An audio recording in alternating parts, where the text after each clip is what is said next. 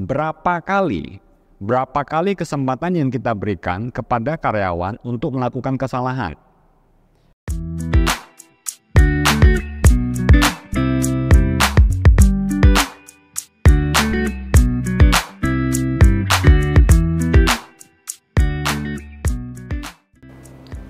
Anda sudah buat SOP. Anda sudah melatih karyawan Anda untuk mengerjakan SOP itu dengan baik. Setelah itu, hidup Anda akan happily ever after.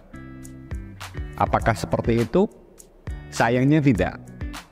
Tugas manajer tidak seindah di dunia dongeng. Ya, bagi Anda yang sudah lama menjadi manajer, Anda tahu persis proses delegasi tidak mudah. Mengapa? Delegasi tidak mudah karena yang kita delegasikan itu adalah manusia, bukan robot. Kalau robot sekali diperintahkan, sekali dikasih programnya, dia akan dilakukan terus hal yang sama terus-menerus gitu. Nah, jadi di video kali ini kami akan membagikan tips apa yang harus dilakukan pada saat delegasi tidak berjalan dengan lancar. Tips pertama ini tips dari kami sendiri gitu ya, bahwa tarik napas dalam-dalam, tahan emosi Anda, buang amarah Anda. Ingat, marah-marah tidak ada gunanya. Jadi, seberapa buruk pun kesalahan yang terjadi saat delegasi, tidak ada gunanya untuk marah-marah. Nah, setelah itu, Anda akan masuk ke proses pertama, yaitu introspeksi dulu. Ya, langkah pertama, saya sudah siapkan flowchart-nya yang bisa Anda lihat. Jadi langkah pertama adalah Anda tanyakan kepada diri Anda dulu, apakah sudah ada SOP-nya untuk pekerjaan yang didelegasikan itu. Sudah ada sistemnya belum? Kalau belum ada, itu kesalahan Anda. Tugas Anda sebagai manajer, bikin sistemnya dulu, bikin SOP-nya dulu. Case close. Ya. Kalau Anda bilang, sudah ada SOP-nya. Oke, lanjut ke pertanyaan berikutnya. Jadi pertanyaan berikutnya adalah, yang bersangkutan, karyawan Anda sudah dilatih belum untuk melakukan SOP tersebut? Kalau jawabannya belum, itu juga masih lagi-lagi kesalahan Anda. Latih dia dulu. Ya. Setelah Anda latih dia, kalau pertanyaan tadi Anda bilang sudah dilatih Pak. Oke, pertanyaan berikutnya adalah, dia sudah kompeten belum melakukan tugas tersebut? Hanya karena Anda sudah kasih pelatihan, atau bahkan biasanya pelatihannya cuma satu arah, cuma dikasih tahu, diajarin gitu ya, jangan berasumsi bahwa dia sudah kompeten. Cek dulu, lihat dulu gitu ya, di video sebelumnya, masuk ke level dulu, you do, I watch. Kalau Anda sudah yakin dia kompeten, baru bisa masuk ke tahap berikutnya. Kalau dia belum kompeten, balik lagi ke proses latih dia dulu, case close. Ya. Kalau Anda bilang, dia sudah kompeten Pak, oke, baik. Kalau begitu kita masuk ke pertanyaan berikutnya.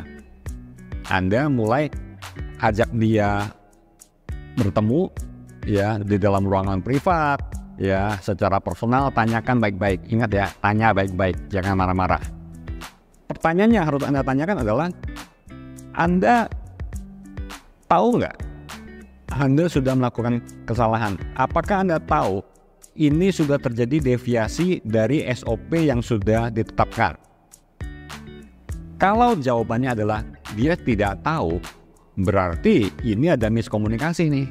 Berarti tugas Anda sebagai manajer adalah jelaskan kepada dia, ini loh ekspektasinya adalah ini. Anda sudah paham?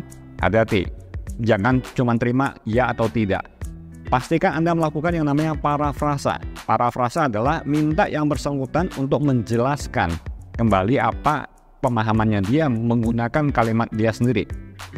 Percaya sama saya, saat pertama kali Anda pakai parafrasa, Anda akan terkejut dengan pemahaman yang bersangkutan yang bisa jadi berbeda sekali dengan pemahaman Anda.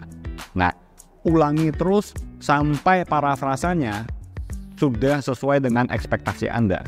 Setelah itu, case close, kasih dia kesempatan lagi. Kalau jawabannya adalah dia tahu kok salah, nah oke, ini situasinya sedikit rumit nih. Jadi pertanyaannya yang harus Anda tanyakan kepada dia adalah, Oke, Anda sudah tahu Anda salah, Anda melakukan sesuatu yang salah. Mengapa? Ini pertanyaannya. Mengapa Anda tetap lakukan itu? Jawabannya ada dua kemungkinan. Ya, kemungkinan pertama, kalau jawaban dia akan berikan dia kesempatan untuk menjawab. Setelah itu Anda coba pikirkan apakah alasannya masuk akal atau tidak. Anda bisa terima alasannya atau tidak. Kemungkinan pertama adalah Anda tidak bisa terima alasannya. Ya, di situ lagi-lagi terjadi miskomunikasi. Dia tidak paham apa tujuan dari SOP tersebut. Sebagai contoh, pengalaman kami sendiri, jadi di Imamatek ada sebuah SOP untuk office boy, bersih-bersih ruangan. SOP-nya dengan jelas ditulis bahwa tugasnya SOP adalah setiap hari baca checklist untuk tahu bersihkan area mana, baca satu instruksi, kerjakan bersih-bersih, balik ke instruksi tersebut dicentak. Setelah itu masuk ke instruksi kedua, beresin kerjakan, kemudian balik lagi ke instruksi tersebut dicentak, dan seterusnya sampai checklistnya habis. Ya, apa yang dilakukan oleh office boy tersebut? Dia bilang dia kerjakan. Setelah itu di akhir hari baru dia centang semua gitu.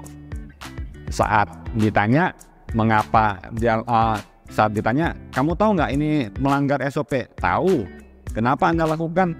Karena menurut dia cara dia lebih efisien. Cara SOP-nya ribet Pak, bertele-tele katanya, lambat. Kalau cara saya cepat.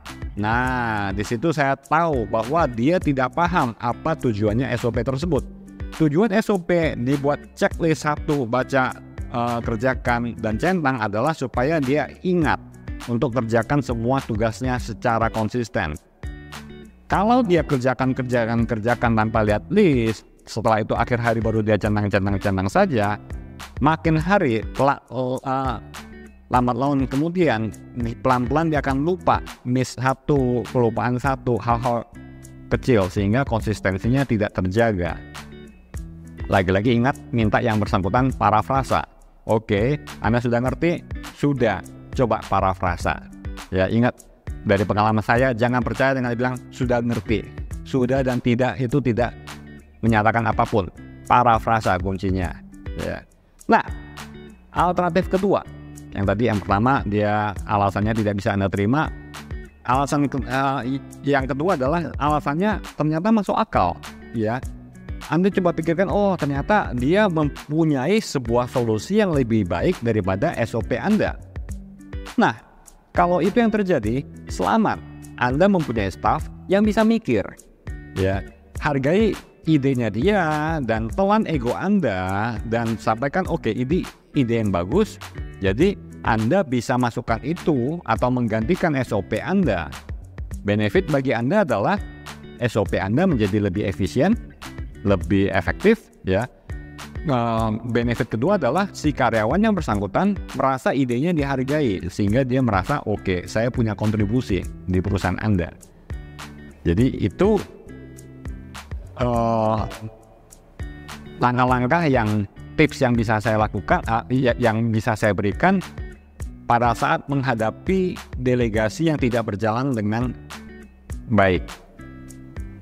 Nah, jadi pertanyaan yang sering saya ditanyakan adalah berapa kali kesempatan yang kita berikan kepada karyawan untuk melakukan kesalahan.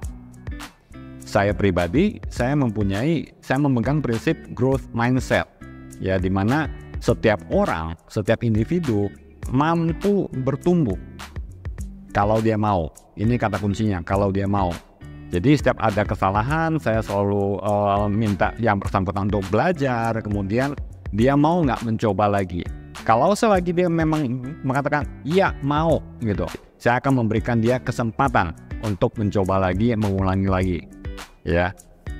Tapi hati-hati, bisa jadi walaupun orang tersebut bilang ya saya mau, saya akan berusaha terus, saya akan belajar terus. Tapi kalau misalkan dia seekor ikan, Anda suruh manjat pohon, masih ingat di video sebelumnya, Anda akan frustasi sampai kapanpun dia tidak akan maksimal karena dia sedang bermain di area yang bukan kekuatannya dia. Ya, kalau memang dia seekor ikan, suruh dia berenang. Jadi tugas Anda sebagai manajer menempatkan karyawan Anda di posisi yang tepat yang menunjukkan kekuatannya dia gitu. Nah, itulah tips yang bisa kami bagikan, apa saja yang bisa Anda lakukan saat delegasi tidak berjalan dengan baik. Nah, kalau Anda sendiri saat delegasi tidak berjalan dengan baik, apa yang Anda lakukan? Silakan tulis di komentar di bawah. Sampai jumpa di video kita berikutnya yang mengenai delegasi. Saya Agung dari Mama Tech. Salam delegasi. Bila Anda suka dengan video ini, silakan like dan subscribe dan share ke teman-teman. Dan bagi Anda yang ingin mengetahui lebih dalam, di link di bawah ada dokumen framework yang bisa Anda download untuk Anda bisa pelajari lebih lanjut mengenai cara-cara mendelegasi dengan baik.